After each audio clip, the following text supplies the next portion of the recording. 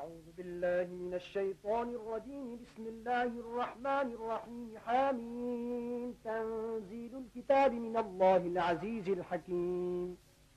ما خلقنا السماوات والأرض وما بينهما إلا بالحق وأجل مسمى والذين كفروا عما أنذروا معرضون. قل أرأيتم ما تدعون من دون الله أروني ماذا خلقوا من الأرض أم لهم شرك في السماوات ائتوني بكتاب من قبل هذا أو أثارة من علم إن كنتم صادقين. ومن أضل ممن يدعو من دون الله من لا يستجيب له إلى يوم القيامة وهم عن دعائهم غافلون. وإذا حشر الناس كانوا لهم أعداء وكانوا بعبادتهم كافرين. وإذا تتلى عليهم آياتنا بينات قال الذين كفروا للحق لما جاءهم هذا سحر مبين. أم يقولون افتراه قل إن افتريته فلا تملكون لي من الله شيئا هو أعلم بما تفيضون فيه كفى به شهيدا بيني وبينكم وهو الغفور الرحيم. قل ما كنت بدعا من الرسل وما أدري ما يفعل بي ولا بكم إن أتبع إلا ما يوحى إلي وما أنا إلا نذير مبين. قل أرأيتم إن كان من عند الله وكفرتم به وشهد شاهد من بني إسرائيل على مثله فآمن واستكبرتم إن الله لا يهدي القوم الظالمين. وقال الذين كفروا للذين آمنوا لو كان خيرا ما سبقونا إليه وإذ لم يهتدوا به فسيقولون هذا إفك قديم ومن قبله كتاب موسى إماما ورحمة وهذا كتاب مصدق لسانا عربيا لينذر الذين ظلموا وبشرى للمحسنين. إن الذين قالوا ربنا الله ثم استقاموا فلا خوف عليهم ولا هم يحزنون أولئك أصحاب الجنة خالدين فيها جزاء بما كانوا يعملون. ووصينا الإنسان بوالديه إحسانا حملته أمه كرها ووضعته كرها وحمله وفصاله 30 شهرا حتى إذا بلغ أشده وبلغ 40 سنة قال رب أوزعني أن أشكر نعمتك التي أنعمت علي وعلى والدي وأن أعمل صالحا ترضاه أصلح لي في ذريتي إني تبت إليك وإني من المسلمين. أولئك الذين نتقبل عنهم أحسن ما عملوا ونتجاوز عن سيئاتهم في أصحاب الجنة وعد الصدق الذي كانوا يوعدون. والذي قال لوالديه أف لكما أتعدانني أن أخرج وقد خلت القرون من قبلي وهما يستغيثان الله ويلك آمن إن وعد الله حق فيقول ما هذا إلا أساطير الأولين. أولئك الذين حق عليهم القول في قد خلت من قبلهم من الجن والإنس إنهم كانوا خاسرين. ولكل درجات مما عملوا وليوفيهم أعمالهم وهم لا يظلمون. ويوم يعرض الذين كفروا على النار أذهبتم طيباتكم في حياتكم الدنيا واستمتعتم بها فاليوم تجزون عذاب الهون بما كنتم تستكبرون في الأرض بغير الحق وبما كنتم تفسقون. واذكر أخا عاد إذ أنذر قومه بالأحقاف وقد خلت النذر من بين يديه ومن خلفه ألا تعبدوا إلا الله إني أخاف عليكم عذاب يوم عظيم. قالوا أجئتنا لتأفكنا عن آلهتنا فأتنا بما تعدنا إن كنت من الصادقين. قال إنما العلم عند الله وأبلغكم ما أرسلت به ولكني أراكم قوما تجهلون. فلما رأوه عارضا مستقبل أوديتهم قالوا هذا عارض ممطرنا بل هو ما استعجلتم به ريح فيها عذاب أليم تدمر كل شيء بأمر ربها فأصبحوا لا يرى إلا مساكنهم كذلك نجزي القوم المجرمين ولقد مكناهم في ماء مكناكم فيه وجعلنا لهم سمعا وأبصارا وأفئدة فما أغنى عنهم سمعهم ولا أبصارهم ولا أفئدتهم من شيء إذ كانوا يجحدون بآيات الله وحاق بهم ما كانوا به يستهزئون ولقد أهلكنا ما حولكم من القرى وصرفنا الآيات لعلهم يرجعون فلولا نصرهم الذين اتخذوا من دون الله قربانا آلهة بل ضلوا عنهم وذلك إفكهم وما كانوا يفترون وإذ صرفنا إليك نفرا من الجن يستمعون القرآن فلما حضروه قالوا أنصتوا فلما قضي ولوا إلى قومهم منذرين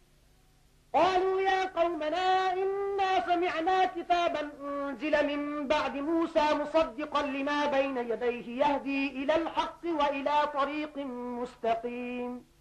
يا قومنا أجيبوا داعي الله وآمنوا به يغفر لكم من ذنوبكم ويجركم من عذاب أليم ومن لا يجب داعي الله فليس بمعجز في الأرض وليس له من دونه أولياء أولئك في ضلال مبين أولم يروا أن الله الذي خلق السماوات والأرض ولم يعي بخلقهن بقادر على أن يحيي الموتى بلى إنه على كل شيء قدير ويوم يعرض الذين كفروا على النار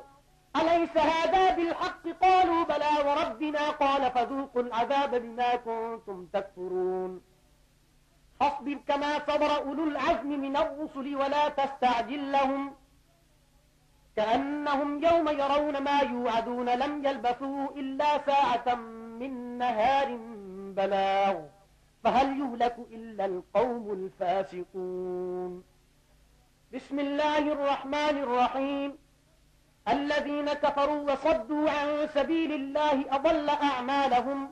والذين آمنوا وعملوا الصالحات وآمنوا بما نزل على محمد وهو الحق من ربهم كفر عنهم سيئاتهم وأصلح بالهم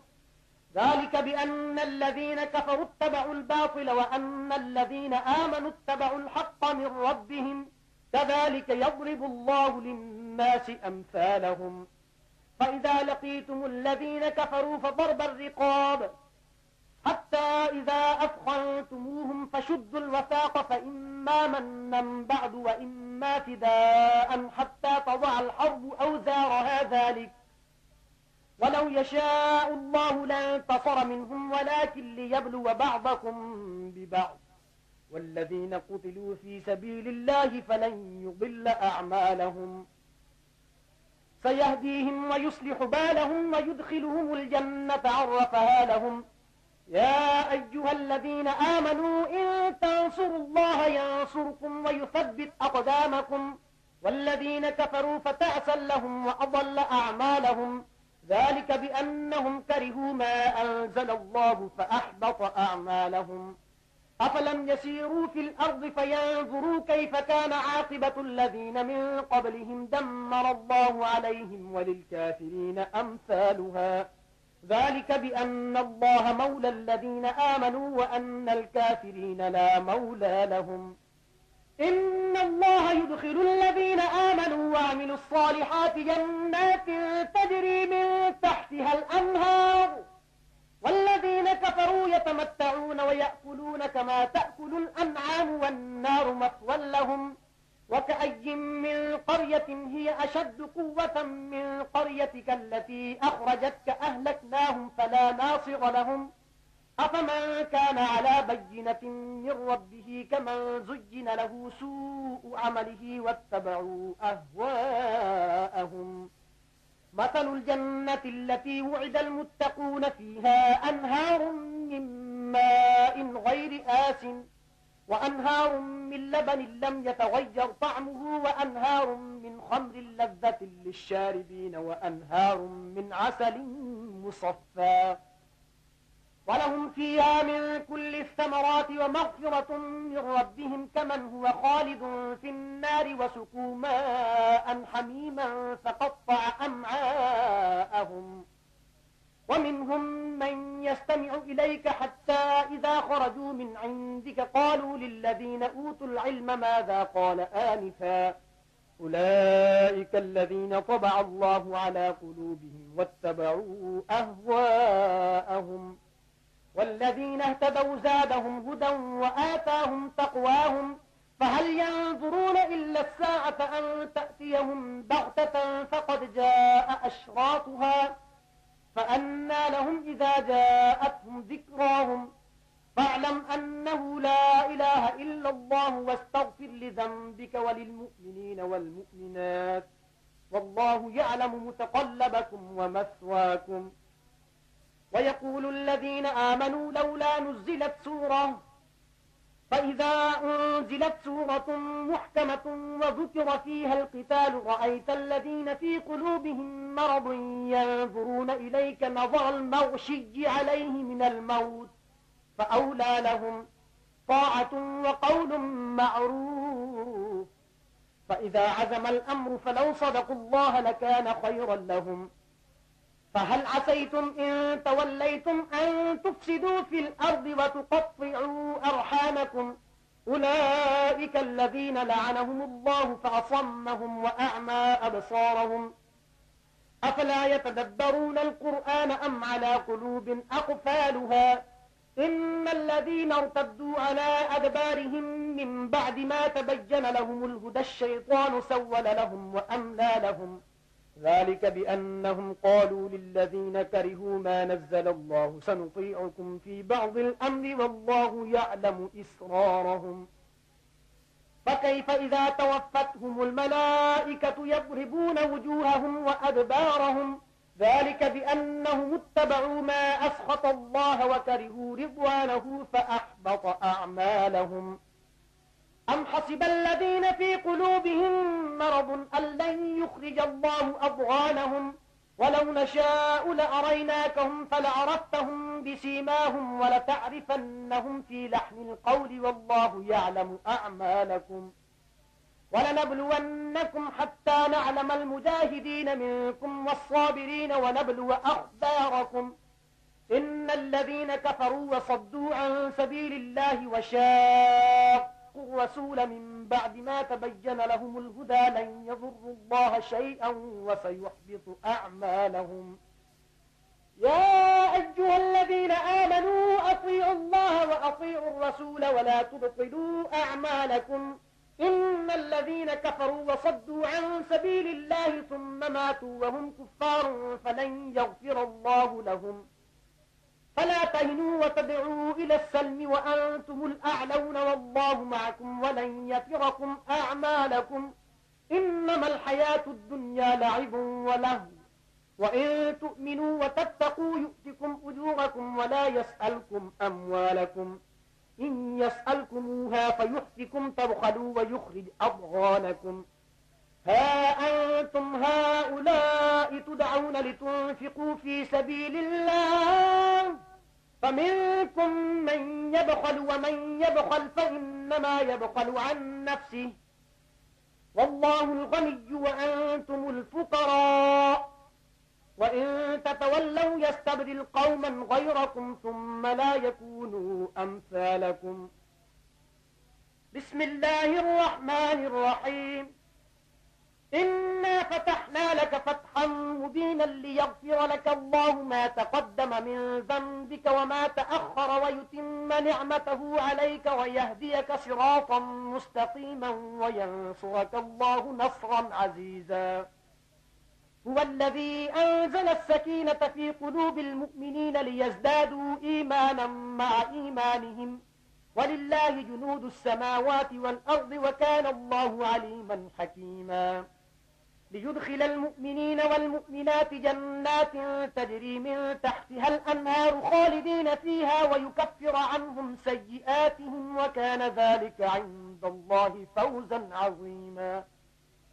ويعذب المنافقين والمنافقات والمشركين والمشركات الظانين بالله ظن السوء عليهم دائرة السوء وغضب الله عليهم ولعنهم وأعد لهم جهنم وساءت مصيرا ولله جنود السماوات والأرض وكان الله عزيزا حكيما إنا أرسلناك شاهدا ومبشرا ونذيرا لتؤمنوا بالله ورسوله وتعزروه وتوقروه وتسبحوه بكرة وأصيلا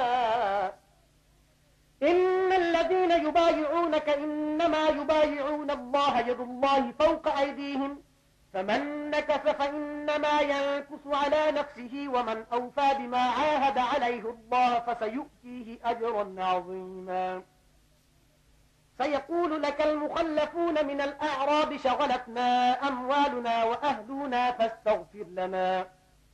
يقولون بألسنتهم ما ليس في قلوبهم قل فمن يملك لكم من الله شيئا إن أراد بكم ضرا أو أراد بكم نفعا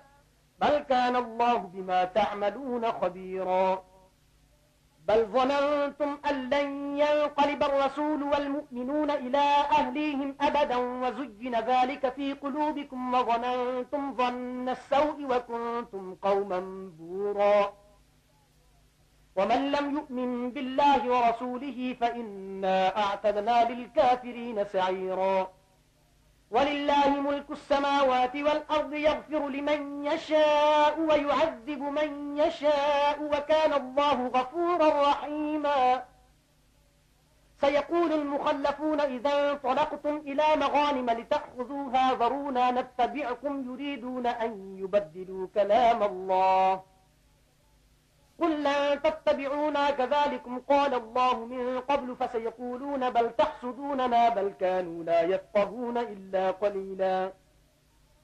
قل للمخلفين من الأعراب ستدعون إلى قوم أولي بأس شديد تقاتلونهم أو يسلمون فإن تطيعوا يؤتكم الله أجرا حسنا وإن تتولوا كما توليتم من قبل يعذبكم عذابا أليما ليس على الأعمى حرج ولا على الأعرج حرج ولا على المريض حرج ومن يطع الله ورسوله يدخله جنات تجري من تحتها الأنهار ومن يتولى يعذبه عذابا أليما لقد رضي الله عن المؤمنين إذ يبايعونك تحت الشجرة فعلم ما في قلوبهم فأنزل السكينة عليهم وأثابهم فتحا قريبا ومغانم كثيرة يأخذونها وكان الله عزيزا حكيما وعدكم الله مغانم كثيرة تأخذونها فعجل لكم هذه وكف أيدي الناس عنكم ولتكون آية للمؤمنين ويهديكم صراطا مستقيما وأخرى لم تقدروا عليها قد أحاط الله بها وكان الله على كل شيء قديرا ولو قاتلكم الذين كفروا لولوا الأدبار ثم لا يجدون وليا ولا نصيرا سنة الله التي قد خلت من قبل ولن تجد لسنة الله تبديلا وهو الذي كف أيديهم عنكم وأيديكم عنهم ببطن مكة من بعد أن أظفركم عليهم وكان الله بما تعملون بصيرا هم الذين كفروا وصدوكم عن المسجد الحرام والهدي معكوفا أن يبلغ محله ولولا رجال مؤمنون ونساء مؤمنات لم تعلموهم أن تطؤوهم فتصيبكم منهم معرة بغير علم ليدخل الله في رحمته من يشاء لو تزيلوا لعذبنا الذين كفروا منهم عذابا أليما إذ جعل الذين كفروا في قلوبهم الحمية حمية الجاهلية فأنزل الله سكينته على رسوله وعلى المؤمنين وألزمهم كلمة التقوى وكانوا أحق بها وأهلها وكان الله بكل شيء عليما. لقد صدق الله رسوله الرؤيا بالحق لتدخلن المسجد الحرام إن شاء الله آمنين محلقين رؤوسكم ومقصرين لا تخافون فعلم ما لم تعلموا فجعل من دون ذلك فتحا قريبا. هو الذي أرسل رسوله بالهدى ودين الحق ليظهره على الدين كله وكفى بالله شهيدا. محمد رسول الله والذين معه أشداء على الكفار رحماء بينهم تراهم ركعا سجدا يبتغون فضلا من الله ورضوانا سيماهم في وجوههم من أثر السجود ذلك مثلهم في التوراة ومثلهم في الإنجيل كزرع أخرج شطأه فآزره فاستغلظ فاستوى على سوقه يعجب الزراع ليغيظ بهم الكفار. وعد الله الذين آمنوا وعملوا الصالحات منهم مغفرة وأجرا عظيما. بسم الله الرحمن الرحيم. يا أيها الذين آمنوا لا تقدموا بين يدي الله ورسوله واتقوا الله إن الله سميع عليم. يا أيها الذين آمنوا لا ترفعوا أصواتكم فوق صوت النبي ولا تجهروا له بالقول كجهر بعضكم لبعض أن تحبط أعمالكم وأنتم لا تشعرون. إن الذين يغضون أصواتهم عند رسول الله أولئك الذين امتحن الله قلوبهم للتقوى لهم مغفرة وأجر عظيم. إن الذين ينادونك من وراء الحجرات أكثرهم لا يعقلون ولو أنهم صبروا حتى تخرج إليهم لكان خيرا لهم والله غفور رحيم. يا أيها الذين آمنوا إن جاءكم فاسق بنبأ فتبينوا أن تصيبوا قوما بجهالة فتصبحوا على ما فعلتم نادمين. واعلموا أن فيكم رسول الله لو يطيعكم في كثير من الأمر لعنتم ولكن الله حبب إليكم الإيمان وزينه في قلوبكم وكره إليكم الكفر والفسوق والعصيان أولئك هم الراشدون فضلا من الله ونعمة والله عليم حكيم. وإن طائفتان من المؤمنين اقتتلوا فأصلحوا بينهما فإن بغت إحداهما على الأخرى فقاتلوا التي تبغي حتى تفيء إلى أمر الله فإن فاءت فأصلحوا بينهما بالعدل وأقسطوا إن الله يحب المقسطين. إنما المؤمنون إخوة فأصلحوا بين أخويكم واتقوا الله لعلكم ترحمون.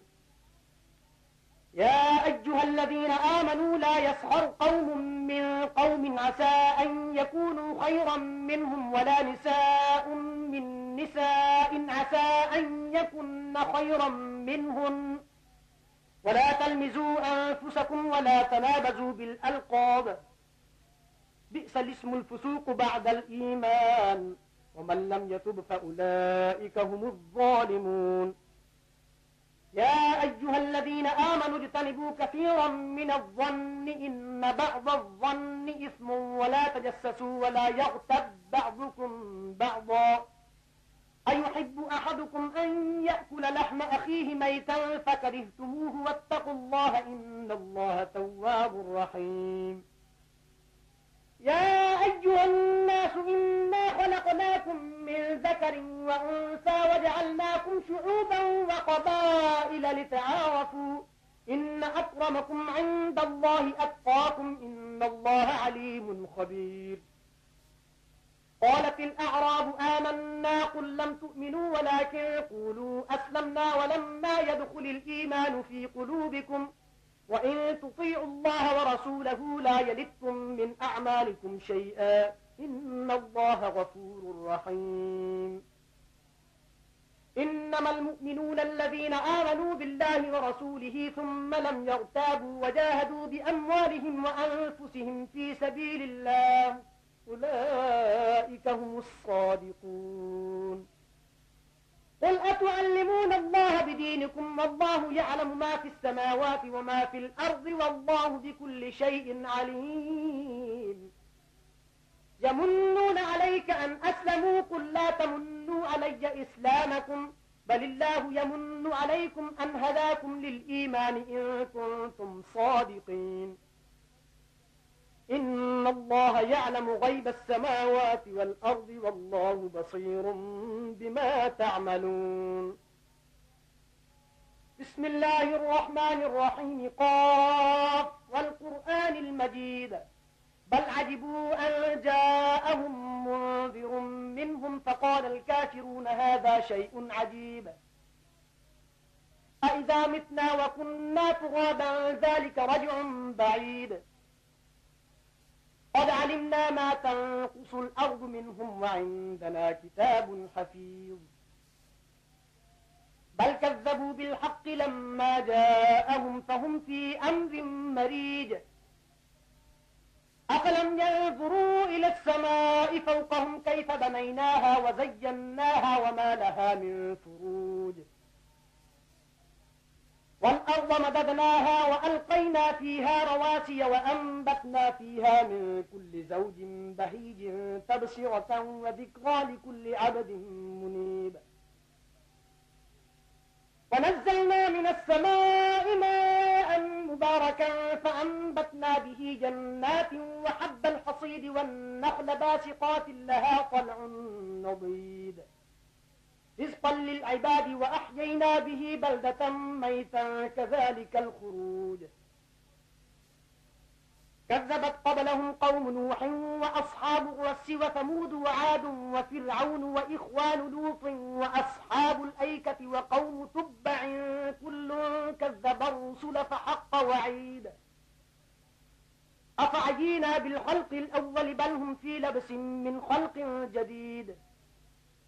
ولقد خلقنا الإنسان ونعلم ما توسوس به نفسه ونحن أقرب إليه من حبل الوريد إذ يتلقى المتلقيان عن اليمين وعن الشمال قعيد ما يلفظ من قول إلا لديه رقيب عتيد وجاءت سكرة الموت بالحق ذلك ما كنت منه تحيد ونفخ في الصور ذلك يوم الوعيد وجاءت كل نفس معها سائق وشهيد لقد كنت في غفلة من هذا فكشفنا عنك غطاءك فبصرك اليوم حديد فقال قرينه هذا ما لدي عتيد ألقيا في جهنم كل كفار عنيد مناع للخير معتد مريب الذي جعل مع الله إلها آخر فألقياه في العذاب الشديد قال قرينه ربنا ما أطغيته ولكن كان في ضلال بعيد قال لا تختصموا لدي وقد قدمت إليكم بالوعيد ما يبدل القول لدي وما أنا بظلام للعبيد يوم نقول لجهنم هل امتلأت وتقول هل من مزيد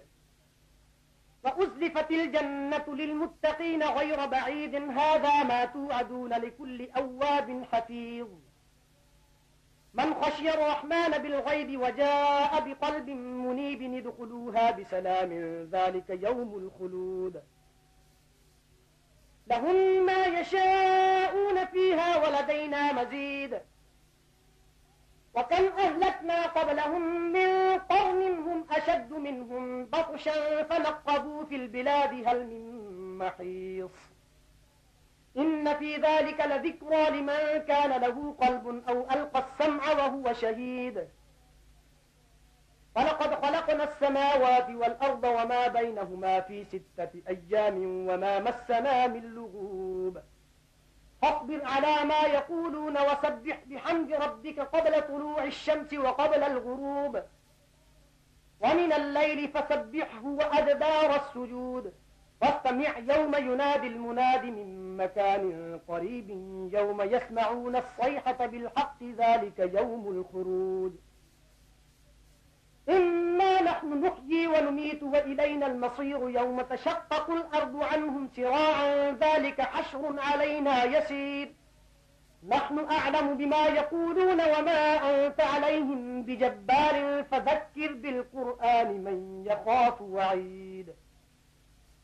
بسم الله الرحمن الرحيم والذاريات ذروا فالحاملات ذكرا فالجاريات يسرا فالمقسمات أمرا